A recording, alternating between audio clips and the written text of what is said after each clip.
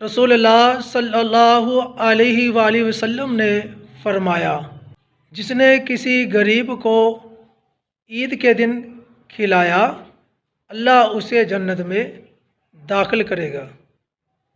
رسول اللہ صلی اللہ علیہ وآلہ وسلم نے فرمایا، ہر قوم کی ایک خوشی کا دن ہوتا ہے اور یہ عید الفطر اور عید الاضحیٰ ہمارے خوشی کے دن ہیں۔